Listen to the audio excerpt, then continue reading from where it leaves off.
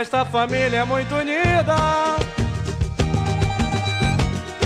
e também muito oriçada. Brigam por qualquer razão, mas acabam pedindo perdão. Pirraça pai, pirraça mãe, pirraça filha, eu também sou da família, também.